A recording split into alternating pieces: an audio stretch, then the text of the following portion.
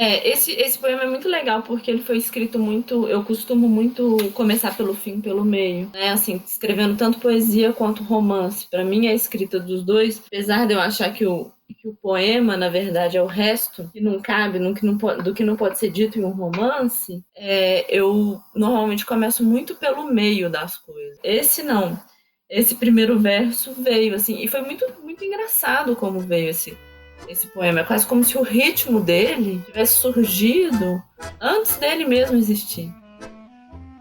Assim, é quase como se eu tivesse feito um pensamento, assim. Um pensamento muito concatenado, assim. Essa coisa da lógica da mulher só. Que ela ia se acrescentando a mais um ponto, mais um ponto, mais um ponto. Eu fico pensando também, eu lembro que quando eu escrevi esse poema, eu pensei muito numa tia minha que eu amei muito, assim, uma tia que ela morreu no começo de 2020, né? Esse poema é de 2016, mas ela faleceu no começo de 2020. E apesar dela ser uma mulher casada, assim, ter marido dela, que é meu tio Fabinho maravilhoso, a minha tia Mirone, ela nunca, ela sempre cuidou, mas nunca cuidou. Ela sempre foi uma das tias mais cuidadosas, assim, mas ela nunca cuidou num sentido maternal, sabe? Nunca teve filho, né? E eu sempre admirei muito, assim, desde pequena, né? Quando ela era ainda solteira, jovem, assim. Desde pequena eu sempre admirei muito aquela capacidade dela de viver sozinha. Ela tinha um apartamento dela, com todas as coisas dela, e eu ficava assim, eu quero isso. Quero ser essa mulher sozinha. Quero viajar igual ela viajava. Fazia dança de salão e tem uma foto ótima dela acampando. Eu sempre admirei muito isso, assim, nela, né? Eu acho que essa imagem da mulher sozinha, pra mim, acaba se tornando uma imagem de admiração. De uma mulher com liberdade.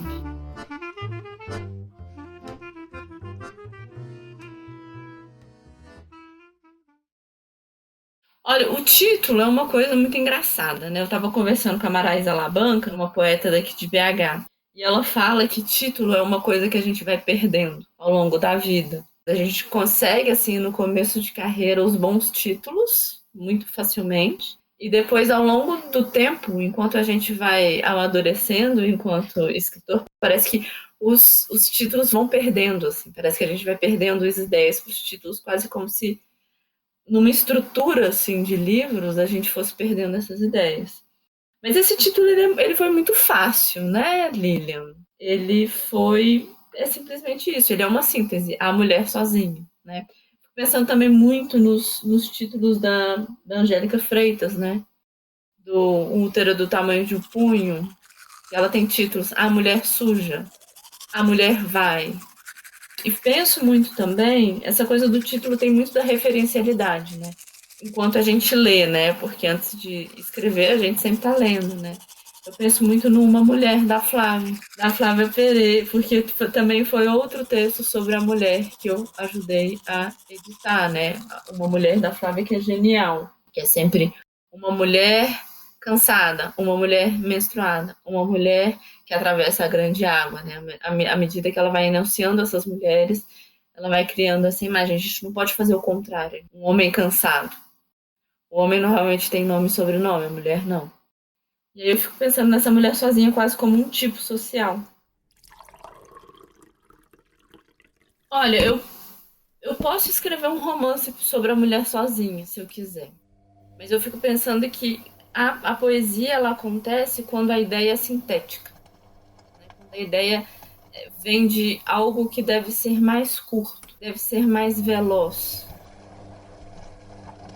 Ou como algo que pode se desenvolver no silêncio da leitura. Enquanto o romance não. O romance é um sistema e uma construção.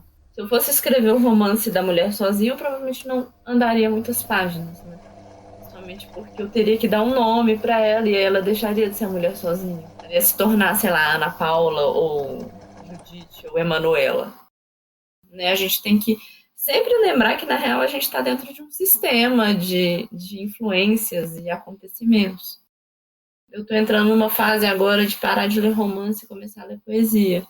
Hoje de manhã já me veio uma ideia, em vez de transformar ela num conto, que é uma ideia mais curta, vou transformar num poema, né? E às vezes eu faço uma anotação e eu fico olhando assim para ela. Cara, qual que é a forma disso? É um poema? É um pedaço para um romance ou é um conto?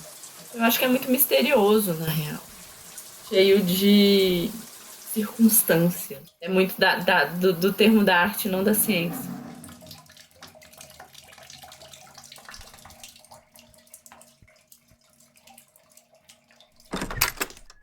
Eu acho que a gente cria uma espécie de comunidade leitora, né? Mesmo que pareça que a gente não tá, que a gente está indicando para o além, né?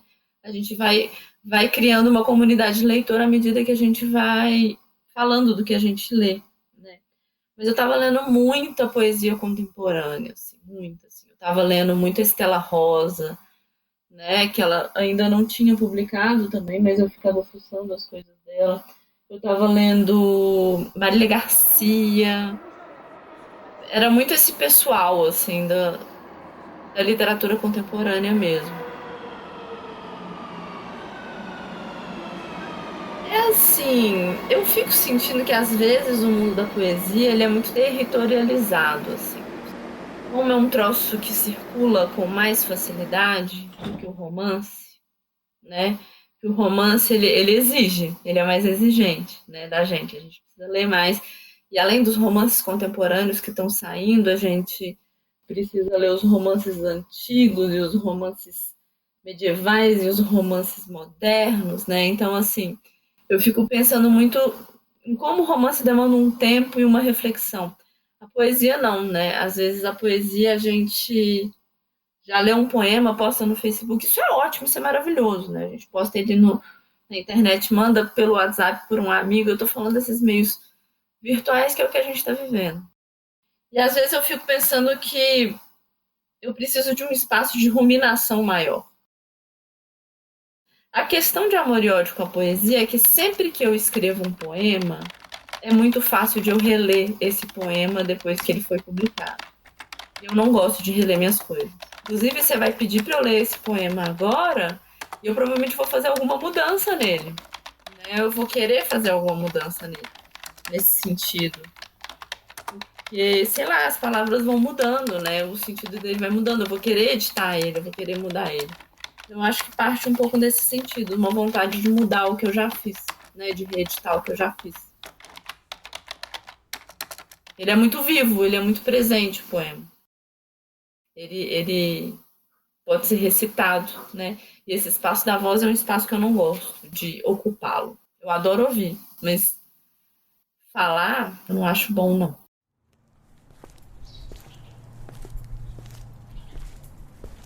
Eu penso esse livro, essa plaquete, né, o ferro, ele faz parte de um livro maior que se chama Agora Não É a Língua do Herói. Eu não publiquei, mas que eu editei com Marais Alabanca, editei com algumas pessoas, e aí eu decidi que esse livro ele vai ficar guardado por 10 anos. E se daqui a. Agora são 8, né? Porque já foram 2. Mas se daqui a 8 anos eu continuar achando que esse livro diz alguma coisa, eu vou publicar.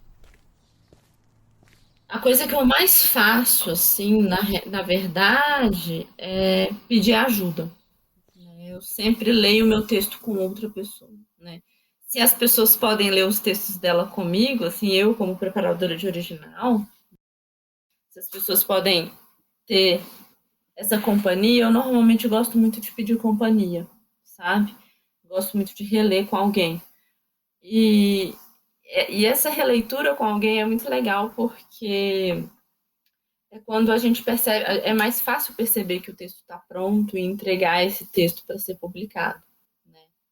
Acho que é uma questão de apego, de tentar, assim, isso é coisa de quem escreve, né? A gente sempre está tentando controlar tudo, né? Tentando controlar qual mensagem a gente quer passar, né? Isso é muito importante, mas às vezes pode virar uma doença, né? Pode ir para um lugar meio adoecido, assim, de uma autoexigência muito grande.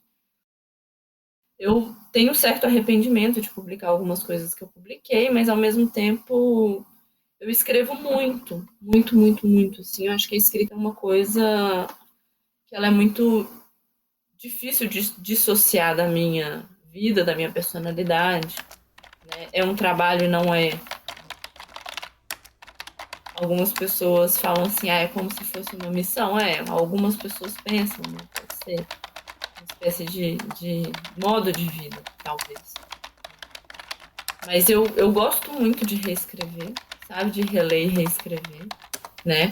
E às vezes eu gosto muito quando passa um tempão assim, um tempão anos, né? Tem 5 anos que eu lancei o Ferro. E aí eu releio e eu consigo gostar do que eu escrevi. Eu acho que isso parte de outras questões, assim, que não interessam porque não são da literatura, né? E ao mesmo tempo interessam por serem da literatura. Né? Então é sempre muito paradoxal para mim esse processo. Eu gosto muito quando eu estou escrevendo um texto e peço para uma outra pessoa ler ele para mim, né? E eu falo assim, opa, já está deixando de ser meu, que coisa boa, né? Então essa coisa do meu, do eu, assim, esse ego, ele sempre me incomoda muito nesses processos. Porque às vezes eu sempre acho que o mais importante é o texto. Mais importante do que o meu mal-estar, eu acho que o texto ficar bom e dizer alguma coisa e ser uma experiência do coletivo é mais importante do que eu.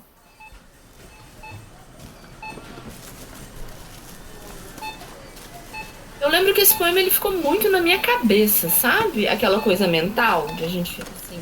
Eu lembro que era meio. Toda mulher é de fato só. Então pensar uma mulher sozinha é pensar na mulher que não cuida de ninguém. Sabe? É quase como um discurso assim que eu tivesse que fazer. Sabe, briga, assim, quando a gente briga com uma pessoa e aí fica com esse discurso na cabeça, assim, com os argumentos que a gente quer dar. Eu acho que esse poema foi um pouco assim. Eu acho que ele foi uma espécie de briga, né?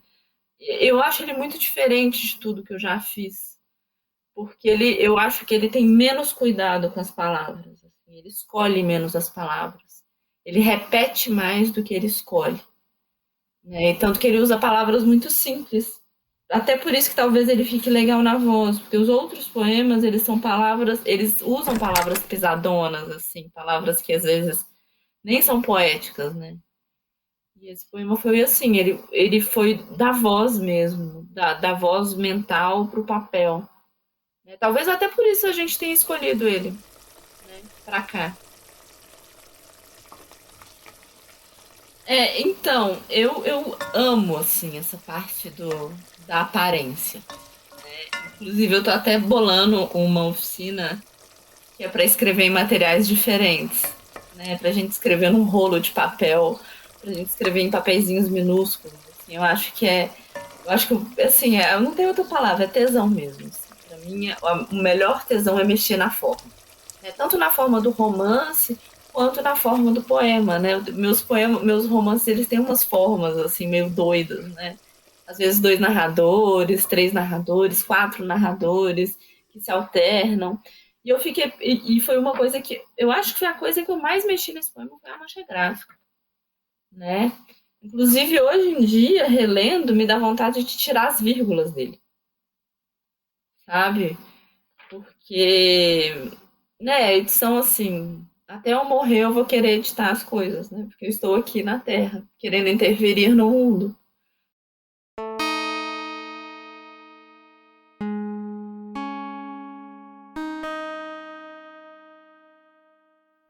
Mas eu lembro, eu chamo esse tab, assim, esse parágrafo que a gente dá de Marília Garcismo, né? É a Marília Garcia que faz muito isso no teste de resistores, né? Eu acho que eu puxei um pouco daí também. Eu adoro experimentar a forma que as outras pessoas usam também, né? Tipo, quase ficar roubando roupa dos outros no armário, assim, ai, deixa eu ver como é que fica em mim.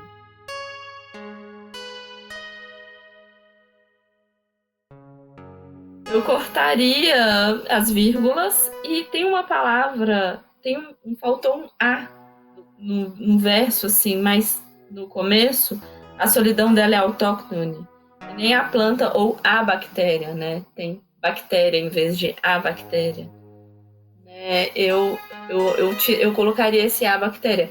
Só que ao mesmo tempo, a palavra bactéria pra gente hoje tem outro sentido, né? Bactéria filha da puta, né? Pode falar palavrão nesse podcast? Não, é a bactéria filha da puta, né? Então eu fico sentindo que o poema ele é do tempo dele. Ele foi escrito no tempo dele e quando a gente traz para o nosso tempo, eu acho que a gente tem que lembrar um pouco do tempo dele. Ontem eu estava conversando com um amigo músico, um amigo recente, né? Porque a gente ficou fazendo amigos pela internet na pandemia. E aí a gente quer entrevistar os músicos para escrever sobre música, né? A música, para mim, música e literatura, eu gosto muito de usar uma imagem que é a seguinte. Elas são irmãs siamesas que foram separadas. Que têm saudade, muita saudade uma da outra. Mas cada uma tem a própria vida. Né? Eu não gosto muito de quando as pessoas analisam letras de música como se fosse poema, eu não concordo. Sabe? Porque a parte musical ela é muito importante, né? E para culturas assim do ouvido, como é a cultura brasileira, que é maravilhoso isso, às vezes a melodia pode importar demais. Assim, a Chacona do Bach é uma peça para violino, né? E aí as pessoas tocam também no violão, e eu acho que fica muito mais linda no violão. Né? E ele comparou um pouco um outro texto meu a essa Chacona, né? Que é um texto sem... Eu falo que a Chacona ela é uma música sem parágrafo. Ela vai andando, e ela chega e ela diz tudo que ela tem para dizer sem pausa. Né? E eu fico pensando que alguns dos meus poemas têm um pouco disso, assim, de dizer sem pausa. Eu gosto muito de pensar assim, as formas literárias como formas musicais, sabe? A gente tem o legato, né, que é quando você toca as peças ligadinhas. E você tem o staccato também, que é quando você faz as peças... o som ele fica picotado, assim. E eu fico pensando muito, assim, eu quero que esses textos sejam um grande ligado, né? E aí tem o ostinado, que é o som obstinado mesmo, né? O som que fica se repetindo. Então, às vezes é legal a gente pensar nessas formas para escrever. Mais do que as formas visuais e as formas das palavras, pensar nessas formas de música. Num sentido, para mim é muito fácil resolver um poema. Sabe, eu sempre acho muito tranquilo essa coisa de resolver o fim. O problema é a coisa da reescrita mesmo, que é meio obsessiva, assim. Eu acho muito gostoso reescrever, né? Eu já falei isso. A ideia da mulher sozinha com a morte é uma ideia que já apareceu no poema antes, né? E eu vou e quero amarrar ela. Mas para mim, um poema, um livro, na verdade, ele é uma coisa que nada termina, que nunca termina.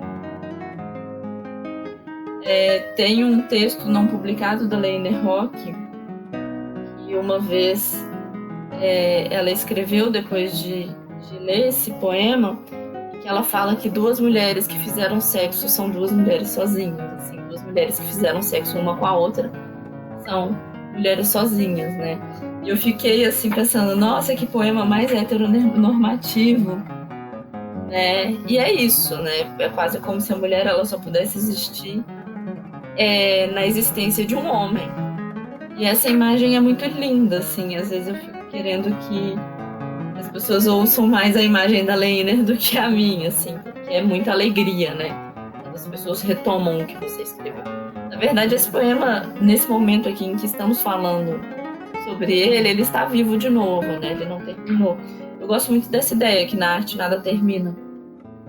O velho ditado latino, né? As longa vida breves, né? A arte é longa, a vida é breve. Pode falar desse trabalho infinito da arte, né? Que a gente tá sempre pegando o bastão da pessoa que veio antes da gente e ao mesmo tempo de pensar que a arte é feita para durar.